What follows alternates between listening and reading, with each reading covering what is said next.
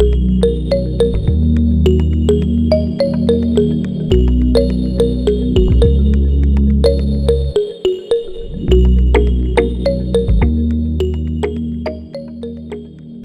guys, with me here I've got some broccoli seedlings and some cauliflower seedlings. It's very hard to differentiate between broccoli and cauliflower seedlings, but if you look close enough, you can tell from the true seedlings. Here we have the broccoli leaves. You can tell from the true seedlings and the second set of leaves. The difference is that the cauliflower leaves are more jagged around the edges, and the broccoli leaves are just more on the round side, even though they are also quite jagged and not straight. But this is our cauliflower here, and this is our broccoli seedlings. So this is what I'm going to showcase in my transplanting today, and I'm just going to show you how to put your seedlings in.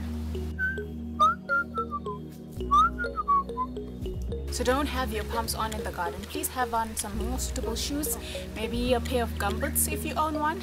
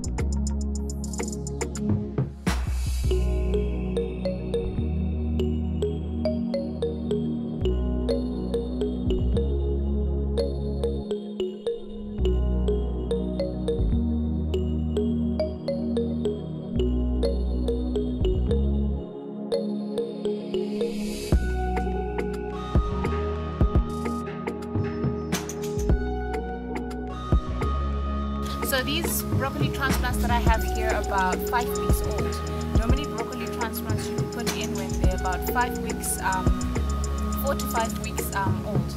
So as you can see, our seedlings here, safari seedlings, retain their seedling plug, and when we put them in, they still have their roots quite intact for when we put them into the hole. So the first step of my broccoli transplanting is digging a well-sized hole.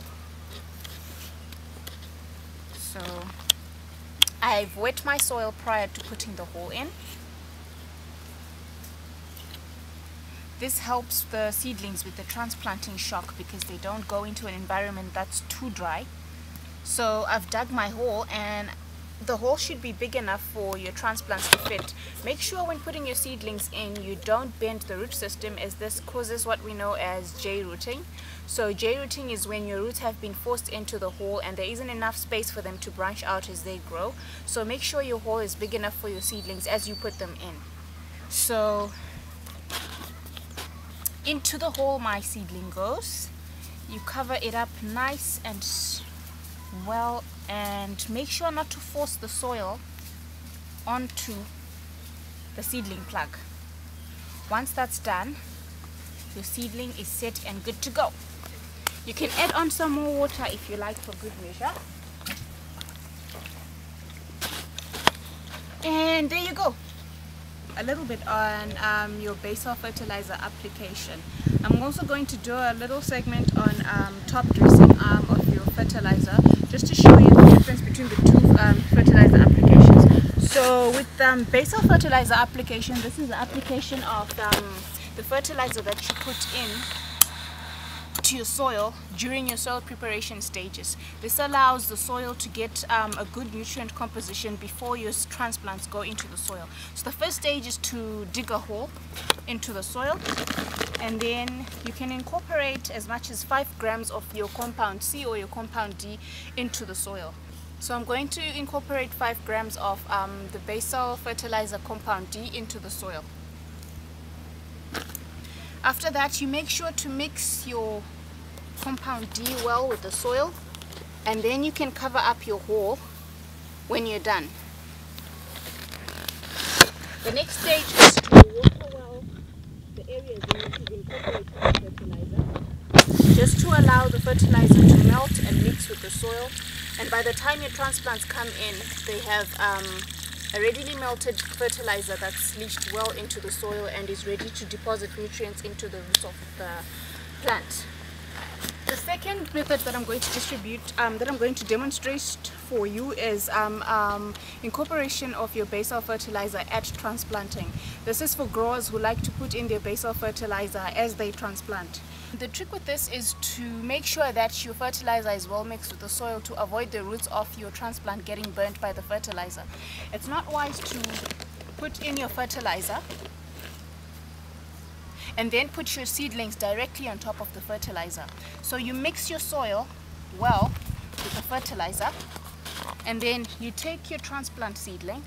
In this stage I'm going to demonstrate transplanting of a cauliflower transplant, which is about 5 weeks old. So after mixing my soil well with the fertilizer, you make sure that your hole is deep enough to avoid J-rooting or bending of the root system.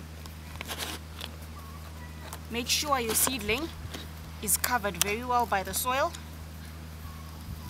and then after that you water well again as you would do during your soil preparation stages.